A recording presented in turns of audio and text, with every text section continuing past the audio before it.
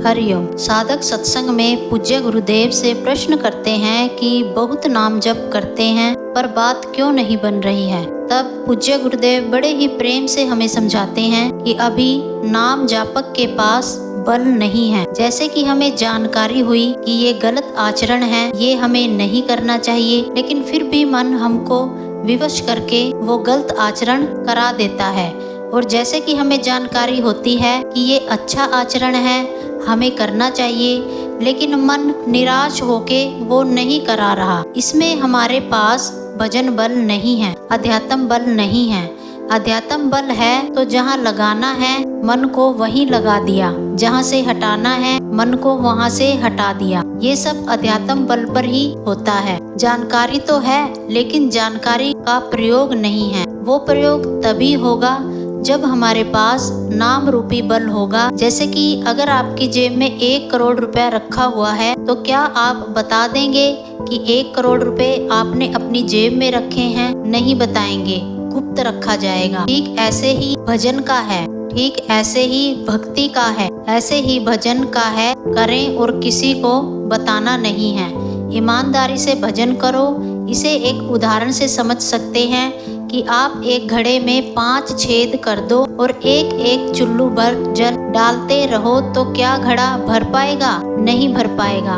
उसके लिए आपको पहले छेद बंद करना होगा। पहले उन छेदों को बंद करो जो हमारे भजन को क्षीण करते हैं, कमजोर करते हैं, और ईमानदारी से भजन करो। भक्ति रूपी घड़े को हम कैसे भरें? एक बहुत ही सुंदर और गूढ़ आध्यात्मिक प्रश्न है। इसे समझने के लिए हमें यह समझना होगा कि यह घड़ा हमारे हृदय का प्रतीक है और भक्ति, ईश्वर प्रेम, श्रद्धा और समर्पण की भावना है। आइए इसे सरल और गहरे तरीके से समझते हैं। भक्ति रूपी घड़े को भरने के लिए सबसे पहले श्रद्धा और विश्वास से शुरुआत करें। भक्ति का पहला कदम है श्रद्धा। जब तक हमें भगवान पर पूर्ण विश्वास नहीं होगा तब तक भक्ति रूपी जल हमारे हृदय रूपी घड़े में टिकेगा नहीं। दूसरा, सत्संग और साधु संग। जैसे नदी से घड़ा भरता है वैसे ही संतों की संगति, भजन कीर्तन और प्रवचनों से हृदय में भक्ति का संचार होता है। संत संगति पानी जैसे,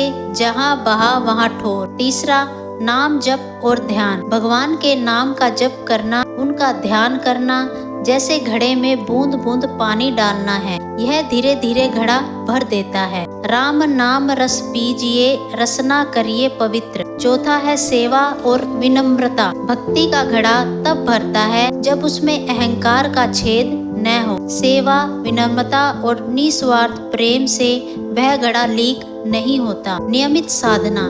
भक्ति एक दिन का काम नहीं है, यह तो निरंतर साधना से आती है।